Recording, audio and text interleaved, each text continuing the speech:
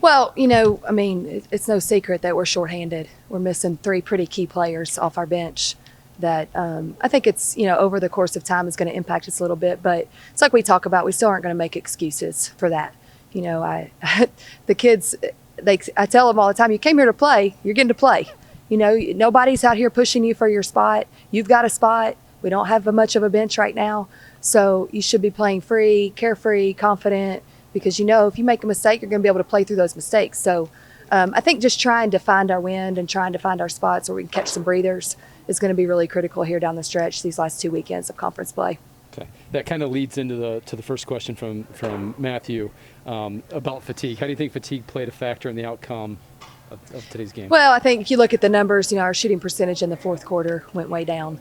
And I think it was like that yesterday in the third quarter possibly. But, we just I think you get tired and shots that you typically make probably in the first quarter, they don't fall for you because you're just so tired. And then physically we're trying to come back and play from behind. And when you're doing that, that's even more taxing because you're trying to do different things defensively. So, again, trying to find some ways where we can create some runs to get ahead and try to extend those leads and eliminate some of the runs that the other team was able to make. Next question from Matthew. With only 4 regular season games remaining, what do you feel like is the biggest area you need to improve on as postseason nears? I think we've got to be consistent. Last week we came out against Milwaukee and we haven't played a game in 40 days. One game in 40 days, it's going to be tough to find consistency. This is the way it looks when you don't have your normal practice time. And again, not making excuses, but I think we have to try to find a way as a team and individually to find some consistency and be able to be pretty steady because, Ivy, Lindsay, and Carissa, I thought last weekend just really carried us, and they struggled a little bit this weekend. And I think part of it is us. I think part of it's Green Bay and their defense, the way they play. They've always played great defense over the years, and it's a really tough style to play against, and they're physical and tough.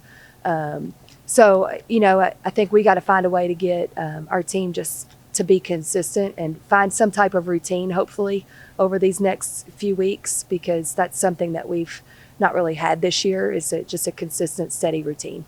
And then final question, same one for Kaylee. The team seems really tight-knit, really close to one another.